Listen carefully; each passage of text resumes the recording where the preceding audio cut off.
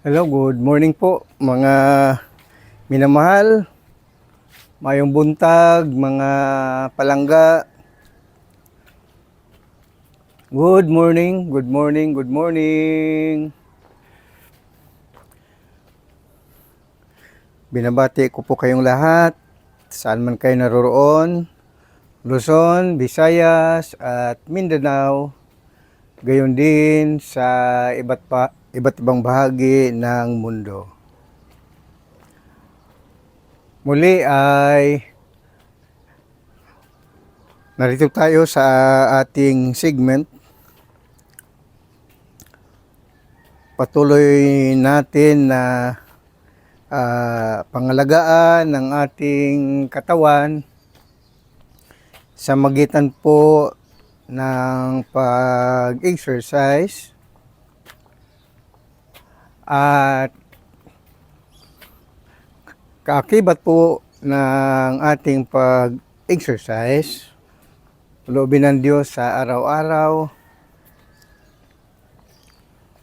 Lunes hanggang Biyernes, o kaya minsan ay Sabado. Basta kung hindi umuulan, maganda ang panahon, kasi narito ako sa rooftop ng aming church. So, hindi ma-aberya ang ating segment, Exercise for Christ. Kasi nga po, mga minamahal, ang ating gawaing ito ay para sa kapakinabangan, hindi lamang sa ikagaganda ng ating kalusugan, kundi para na rin sa ikabubuti ng ating kaluluwa. Kasi ang tao ay may tatlong bahagi. Una, ang kanyang pisikal na katawan.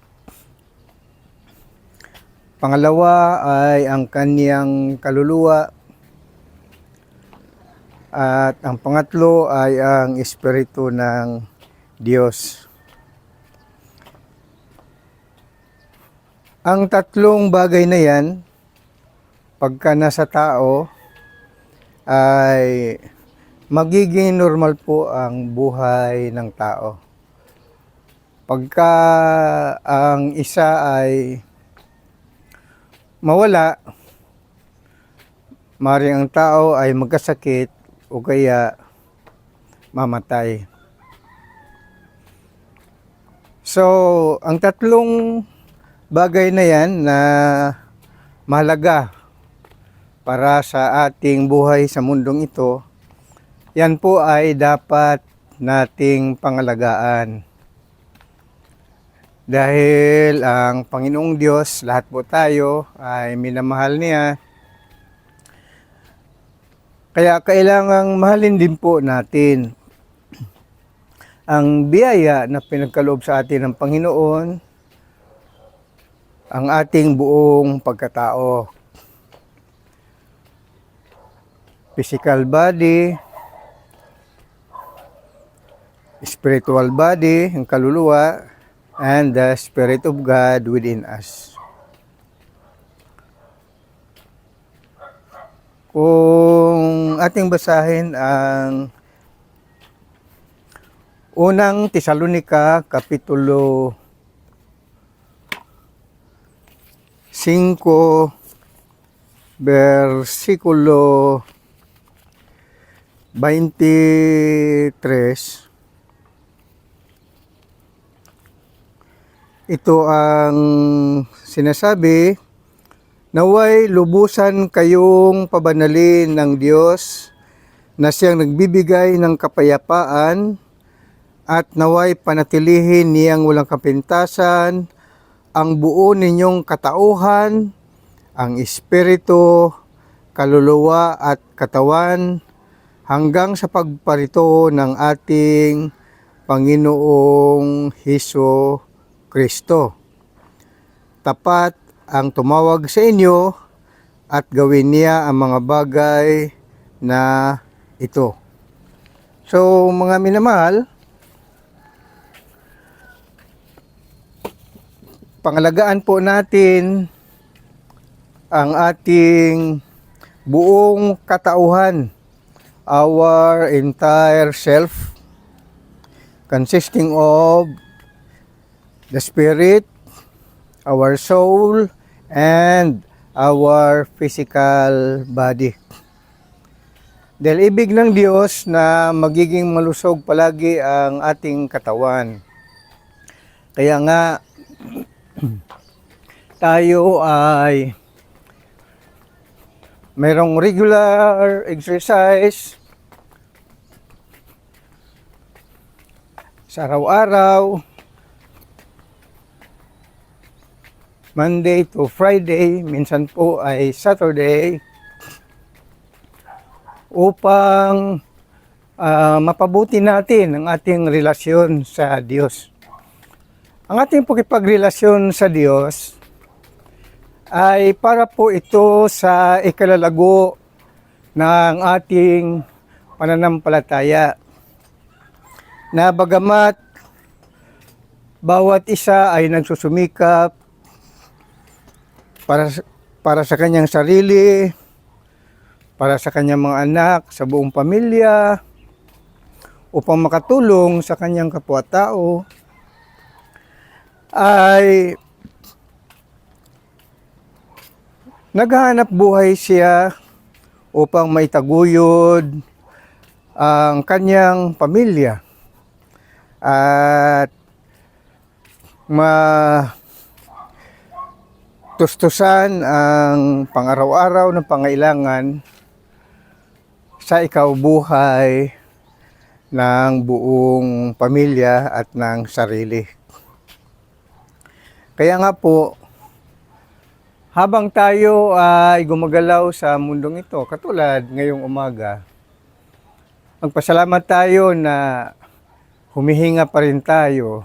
Na ibig sabihin, magpasalamat tayo sa Diyos na buhay pa rin tayo at nakikita pa rin natin ang kapaligiran, ang kalawakan. Kung atin po i-focus ang ating kamera, yan po, katulad dito sa amin, dito sa aming rooftop, sa church, ay ayan po ang kapaligiran. So ay sadyang napakaganda tingnan. Narinig ko rito ang mga huni ng ibon. Nakita ko rito ang mga nagsiliparang mga ibon at mga kalapate. At ang kapaligiran ng aming bahay, sambahan, our mission house. Yan po ang kaharap na yan. Yan po ay kanluran. Yan po ay western side. Southern side. That is the southern side. Yan po ay Habagatan. Yan po ay patungong Maynila. Then, dito naman sa western side, yan, yung kanluran, yan naman po ay patungo roon sa kaduluduluhan ng Bulacan hanggang doon sa buong Central Luzon at papuntang norte. At dito po, ito po ang norte. Ayan. So this is the northern side. Ano ha? Ayan po. Then ang eastern side naman po ay ito, ang eastern side. Ayan, ayan po ay makita natin ang Sierra Madre Mountains. Boundary na po dyan patungong Rizal Province at Southern Luzon. So, makita natin ang kalawakan, mga minamahal. Ayan. Kaya so, kung tayo ay nabubuhay pa, na-enjoy natin ang kapaligiran, no? Makita natin ang kalawakan. So, masaya ang ating panatili sa mundong ito dahil sa magitan ng ating mga mata ay mamamalas natin ang buong kapaligiran. At the same time, magandang ating kalusugan, akyat baba tayo sa ating pamahay, titingin sa paligid, makita ang mga luntian, nagagandahang kabundukan, malasap natin ang sariwang simoy ng hangin, at makita natin ang mga bulaklak, mga bubuyog, mga paru-paro, at iba't ibang klaseng mga halaman. Napakaganda, mga minamahal. Na yan po ay dapat ipasalamat natin sa Panginoon. So, ang ating buong katauhan, tandaan po natin palagi, ay espiritu, kaluluwa, at katawan. So, kung di natin pangalagaan yan, ay yan maging sanhi ng sakit, banig ng karamdaman na kung saan hihimlay ang tao hanggang bawian siya ng hininga. So, ibig ng Diyos na mapanatili ang magandang kalusugan natin. So, kaya nga tayo ay nag-exercise. At the same time, nagbabasa rin tayo ng Biblia. Dahil kung tayo ay kumakain araw-araw sa ikaganda ng kalusugan ng ating physical body, kailangan din po ng ating kaluluwa ang pagkaing espiritual na siyang salita ng Diyos. Kaya kasama ng ating exercise for Christ ay ang kalusugan ng ating physical na katawan at kalusugan ng ating espiritual na katauhan. So dito, mga minamahal, habang tayo'y nag-i-stretch, ay isaulo din po natin at isa sa buhay ang salita ng Diyos upang tayo'y magiging handa sa darating na pagdating muli ng Panginoong Hesukristo. Iyan po ang magandang balita para sa ating lahat na alam naman natin na tayo mga tao ay mga makasalanan. Walang taong hindi nagkakasala. So, kaya nga nandyan ang mga batas ng pamahalaan na pinapairal na kung sino man ang lumabag sa batas ng pamahalaan ay may kaakibat na kaparusahan. Gayon din po ang sa Panginoong Diyos, may umiiral din po na batas na sa magitan po ng Biblia kapag binabasa ay malaman po natin ang mga patakaran ng Diyos kung papaano naman tayo mamumuhay para sa ikalalago ng ating panampalataya at ikaliligtas ng ating kaluluwa.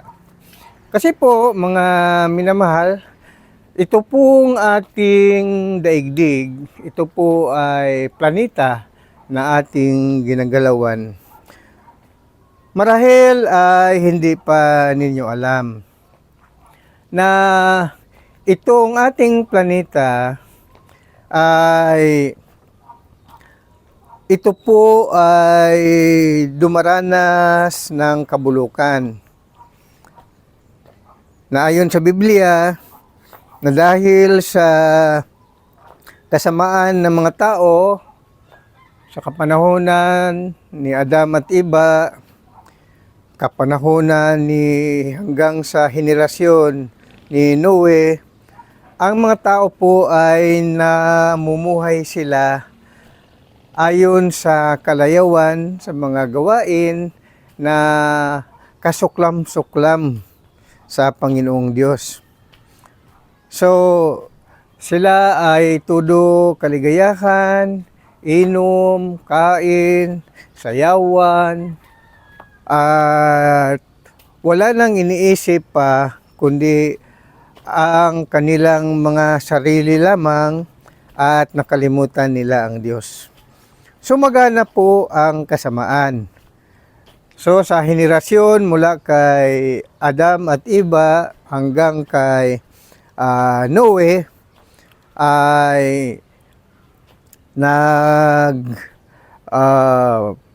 bigay ng parusa ang Panginoong Diyos at sinabi ng Panginoong Diyos kay Noe na Noe, ikaw ang nakita kong matuwid na tao kasama ang iyong pamilya at ikaw ay gumawa ng daong o arka.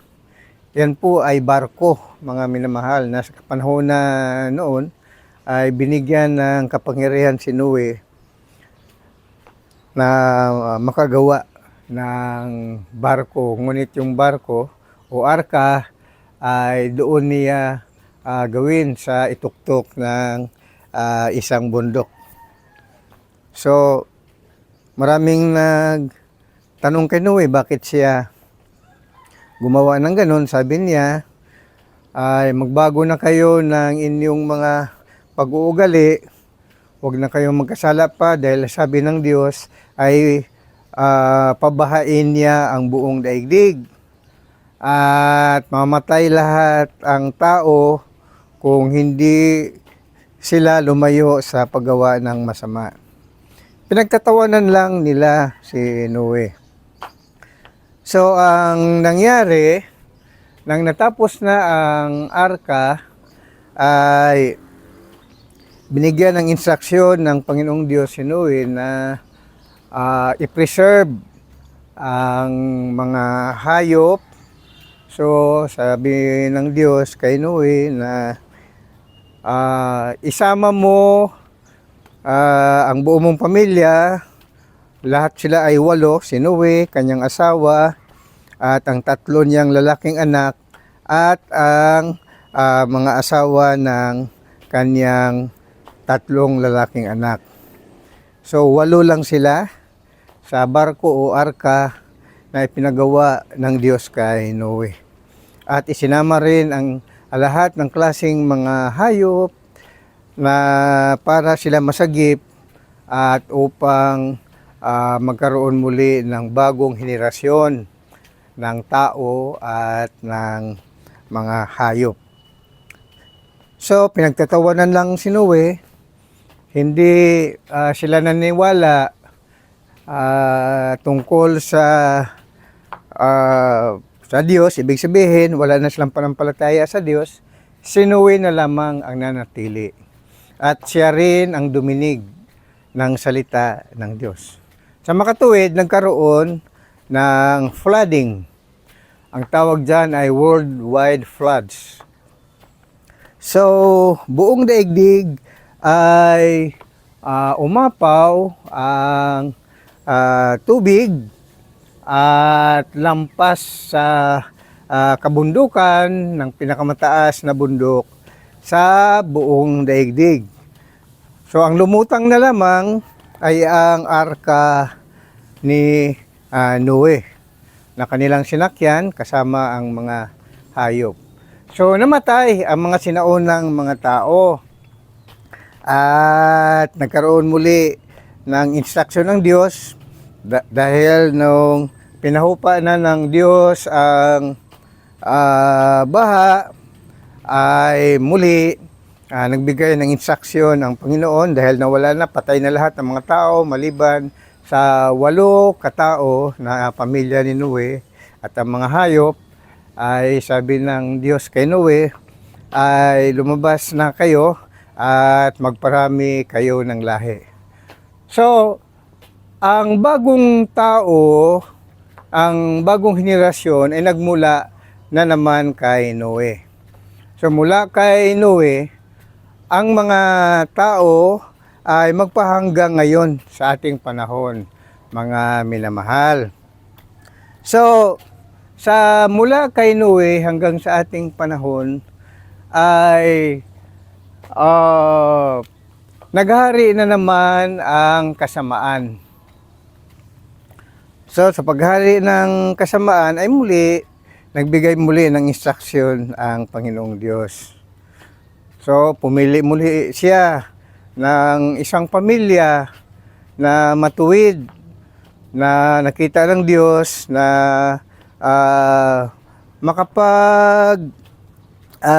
pangaral ng katuwiran ng salita ng Diyos. Pinili niya si Abraham. So, si Abraham may asawa na si Sarah, iyon ang pinarami ng Diyos. Sa lahi ni Abraham ay nagkaroon ng pakipagtipan ang Diyos na sa magitan ng lahi ni Abraham ay pagpalain ang maraming mga bansa. So si Abraham nagkaroon ng anak at ang una niyang pinakapanganay na anak ay doon sa sa slave alipin ni Sarah, at ang anak nila ni Abraham at sa alipin ni Sarah ay si Ismael. Si Ismael, siya po ang ninuno ng mga Muslim. Then, nagdalang tao si Sarah at nagkaroon ng anak. Ang pangalan naman ay Isaac. So, si Isaac naman, siya po ang ninuno ng mga Israelita. Kaya, iyan po ngayon mga minamahal, na ang Diyos ay pumipili siya ng mga tao o kaya pamilya upang mamuhay sa katuwiran. So, binigyan ng covenant ang mga Israelita para mamuhay sila ayon sa kalooban ng Diyos. Ibinigay sa kanila ang 10 utos. At marami pang mga ordinansa dahil sila ay pinili ng Diyos at mamuhay ng kabanalan. Ngunit nilabag, mga minamahal, ng mga Israelita ang kautusan. So, muli ay ipinangako ng Diyos sa kanila na kung hindi kayo magbago ay lipulin ko kayo.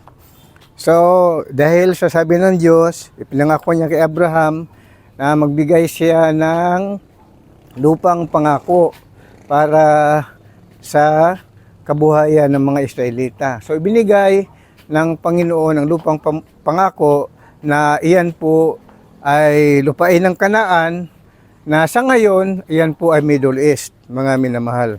So, nandyan ngayon ang mga Muslim saka mga Hudyo. Iyan po ang Middle East. Nanggaling po sila sa kanilang ninuno na si Ismael at si Abraham. Sa kapanahonan mga minamahal na ang covenant people ay ang Israelita, sila po ay tumalikod sa kautusan. So ayaw naman ng Diyos na manatili sa kasamaan ang mga Israelita. Muli ay tumawag ang Diyos ng mga propeta. Ang kanyang mga propeta ay upang ipangaral sa Israel ang pagbabagong buhay. Dahil kung hindi, ay bawiin sa kanila ang lupang pangako at ikalat sila sa buong mundo. Bunutin sila sakupin sila ng iba't ibang kaharian. So dahil sa tumalikod, inalis sila sa mga lupain na ibinigay sa kanila ng Diyos. Ikinalat sila. So, nawalan ng sariling lupain ang mga Israelita. Kaakibat din ng pangalat sa kanila sa buong daigdig, nangako rin ng Diyos. Nangako rin ng Panginoong Diyos ng pagbabagong buhay para sa Israelita. Ipinangako niya na may darating na tagapagligtas at yan po ang Mesiyas na si Hesukristo. So mga minamahal, doon sa kapanahunan ng pagtalikod ng Israel, yun po ang covenant people of God, yun po ang Old Testament. Sa panahon naman ni Hesukristo ay ang tawag po dyan ay New Testament. Na sa magitan na ni Hesukristo ang kaligtasan. So yan po ngayon mga minamahal ang ipinapangaral, ang Ebanghelyo. Nasa Old Testament times, ang pagpapatawad po ng kasalanan ay sumagitan ng pag-alay ng hayop sa altar ng templo ng Diyos. Ngunit dahil sa taon-taon ay ganoon ang ginagawa, pinapatawad sila palagi ng Diyos pagka nag-alay sila ng mga hayop. Kaya normal na lamang sa mga Israelita ang gumawa ng kasalanan.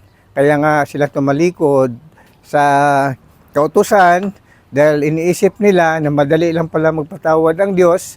Maghandog ka lang ng sakripisyo ng mga tupa o kaya baka o hayop o ibon at ialay sa altar, ibigay doon sa pari, then sila ay mapatawad na ng kasalanan.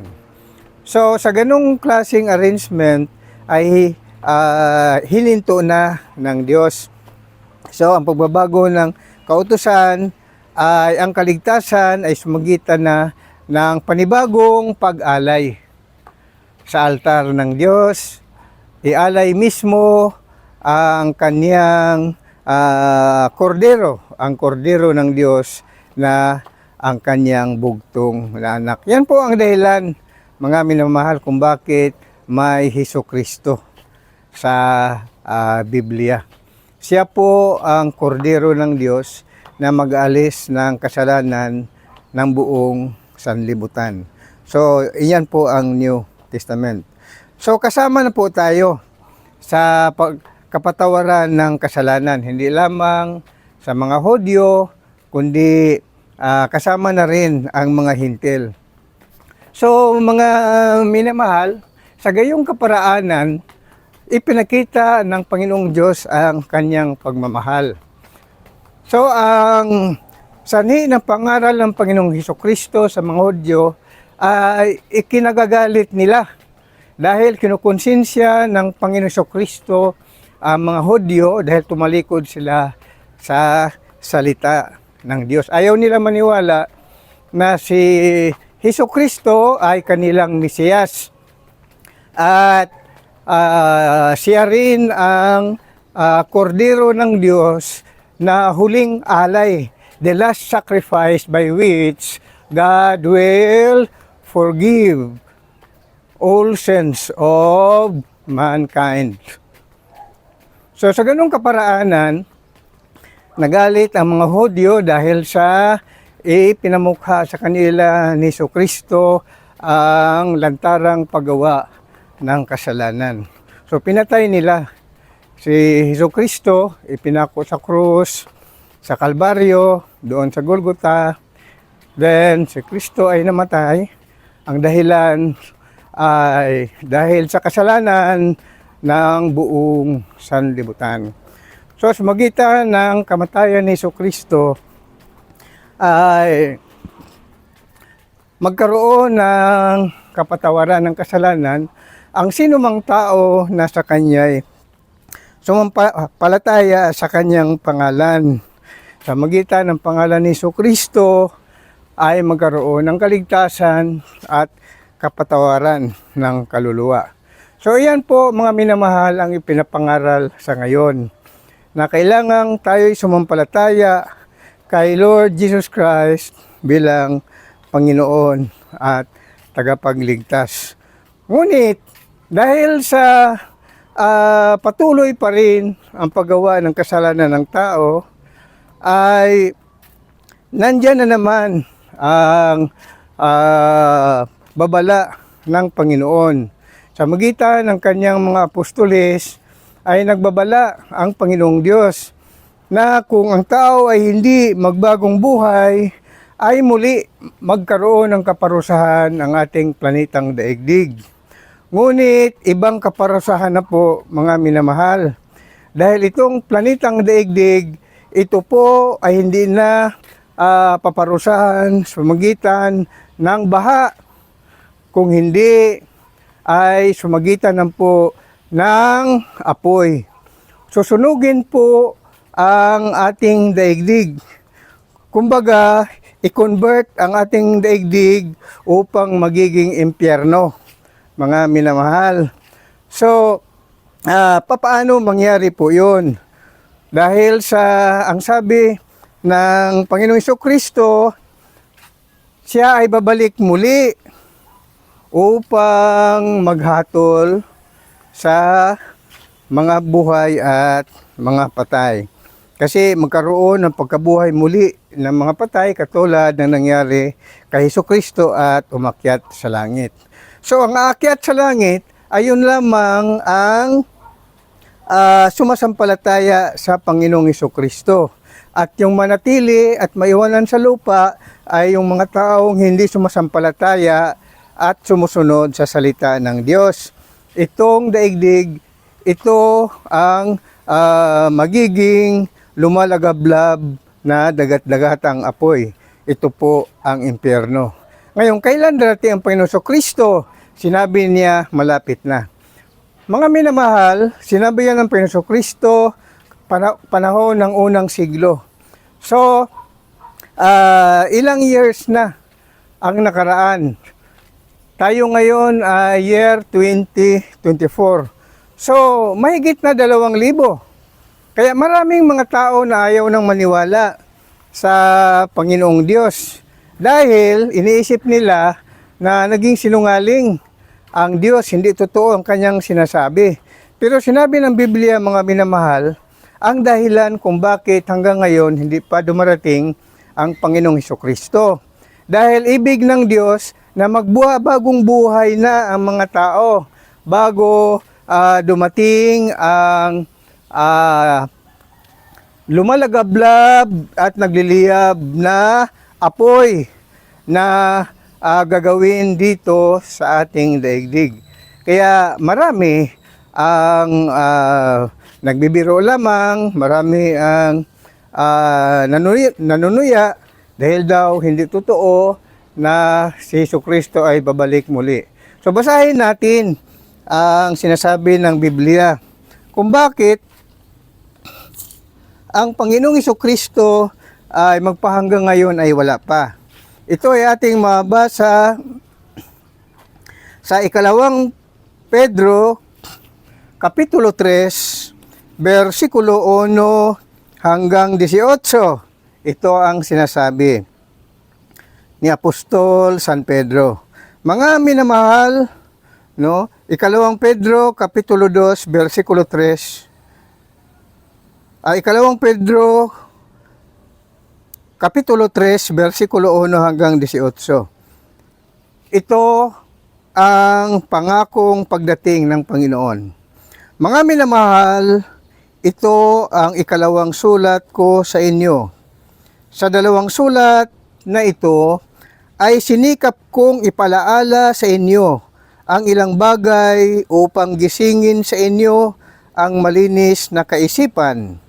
Ang hangad ko'y manariwang lagi sa inyong gunita ang mga pangungusap ng mga banal na propeta noong una at ang utos na ibinibigay ng Panginoon at tagapagligtas sa magitan ng mga apostol na sinugo sa inyo.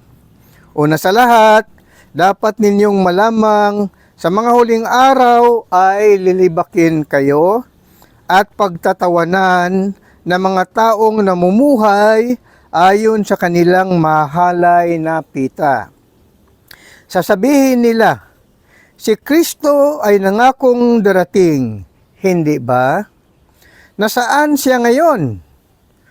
Inabot na ng kamatayan ang ating mga magulang, ngunit wala pa ring pagbabago, buhat ng lalangin ang mundong ito. Walang halaga sa kanila ang katotohanang ang langit at lupa ay nilikha ng Diyos sa bisa ng kanyang salita. Nilikha ang lupa buhat sa tubig at sa gitna ng tubig, sa pamagitan din ng tubig, ng malaking baha, ginunaw ang unang daigdig. Sa bisa rin ng salitang ito na natili ang langit at lupa upang tupukin sa apoy pagdating ng araw ng paghukom at pagpaparusa sa masama. Ngunit huwag ninyong kalimutan ito, mga minamahal. Sa Panginoon, ang isang araw ay 1,000 taon. At ang 1,000 taon ay isang araw lamang. Ang Panginoon ay hindi nagpapabaya sa kanyang pangako tulad ng inaakala ng ilan. Hindi pa niya tinutupad ang pangakong iyon alang-alang sa inyo. Binibigyan niya ng pagkakataon ang lahat na makapagsisi at magbalik loob sa Diyos. Sapagkat hindi niya nais na kayo'y mapahamak. Ngunit ang araw ng Panginoon ay darating na tulad ng isang magnanakaw. Sa araw na yaon, ang kalangitan ay biglang mapaparam o mawawala. Na may nakapangingilabot na ugong, matutupok ang araw, buwan at mga bituin, at ang lahat sa lupa ay malalantad. Yamang ganito ang magiging wakas ng lahat ng bagay, italaga na ninyo sa Kanya ang inyong sarili, at mamuhay ng ayon sa Kanyang kalooban. Samantalang hinihintay ninyo ang araw ng Diyos, magsikap kayong mabuti upang madali ang pagdating ng araw na iyon, araw ng pagkatupok ng kalangitan at pagkatunaw sa matinding init ng mga bagay na naroroon. Ngunit, ayon sa pangako ng Diyos, naghihintay tayo ng mga bagong langit at ng bagong lupa na pinagharian ng katarungan. Yan po, mga minamahal, ang warning ng propesiya ng Diyos. Ang dahilan pala, bakit ang Panginoon Jesucristo ay hindi pa dumarating, para bigyan pa raw ng panahon ang mga masasamang tao, ang mga makasalanan na magbagong buhay at magbalik loob sa Diyos. Yung iba naman ay hindi na naniwala at sila ay nainip.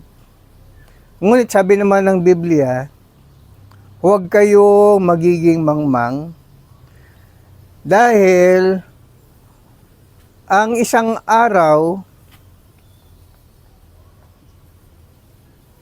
sa Panginoon, iyan po ay katumbas ng 1,000 taon para sa tao.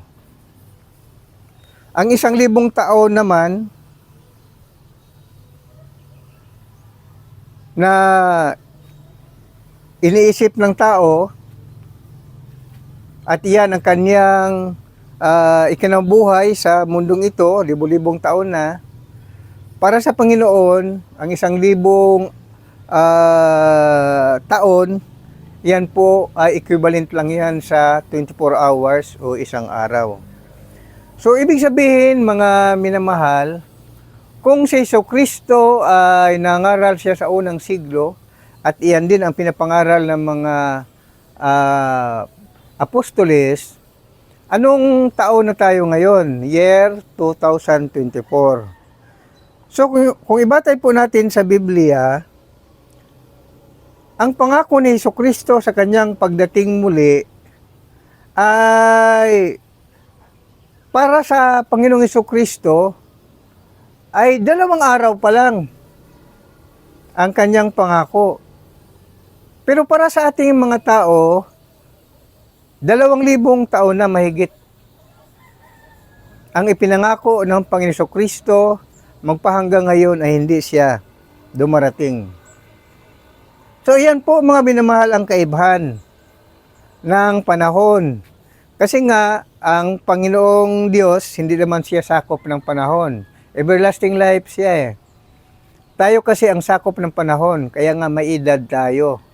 Halimbawa, ako, 71 years old na ako eh. Eh, ang tao, ang pinaka-maximum na mabuhay ang tao, 120. So, meron pa akong 49 years sa mundo kung ipagkaloob ng Diyos. Gayon din kayo. Bilangin nyo kung anong edad kayo ngayon. So, minus 120. So, iyan yung mga nalabing buhay ninyo sa mundo. Pero, dahil sa ang panahon ay malapit na, sabi ng Panginoon Kristo, ang kanyang pagbabalik, ibig sabihin, anytime, darating na po siya, mga minamahal. Anytime, darating na siya. Kasi year 2024 tayo, napakatagal na, no? Kung ating isipin. Pero para sa Panginoong Jesucristo, 2 araw pa lang yan. Kasi yung 1,000 years equals 1 day sa Panginoon. So, 2024, na tayo ngayon. So, sa makatuwid, ay 2 araw pa lang para sa Diyos. Bakit ganun mga minamahal? Kasi anytime, darating na po siya. Kaya nga, ang sabi ng Biblia, malapit na siyang dumating. Yan po ang ating tandaan mga minamahal. At ang sabi pa nga na darating siya katulad ng pagdating ng magnanakaw. Di ba, ang magnanakaw, bigla mo na lang nalaman, nanakawan ka na pala. Hindi mo alam kailan dumating ang magnanakaw eh. Di ba? Kaya maraming ninanakawan eh. Ganyan daw ang pagdating ng Panginoon. Ibig sabihin, sa isang iglap, darating siya. Pero, nagbigay na siya ng babala. Kaya habang hindi pa siya dumarating, ang mga tao ay dapat manumbalik na sa Kanya. Magbagong buhay na siya, at habang hindi pa dumarating ang Panginoon Kristo, so patuloy rin tayo sa ating segment, Exercise for Christ. So, sa ating ehersisyo, upang mapanatili natin ang ating magandang kalusugan, isa sa mga ating gawin ay jumping jack. Amen? 1, 2, 3, 4, 5, 6, 7, 8. 8, 7, 6, 5, 4, 3, 2, 1. 1, 2, 3, 4, 5, 6, 7, 8. 8, 7, 6, 5, 4, 3, 2, 1. 1, 2, 3, 4, 5, 6, 7, 8. 8, 7, 6, 5, 4, 3, 2, 1. So, ganyan po mga minamahal. Maraming salamat po muli sa ating lahat. Salamat po sa inyong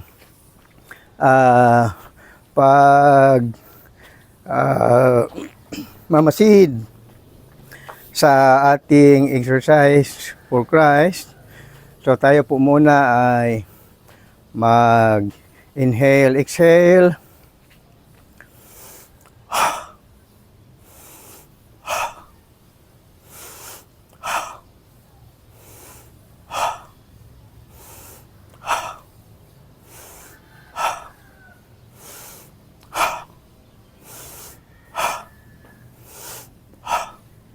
Thank you, Lord Jesus. Praise God. Hallelujah.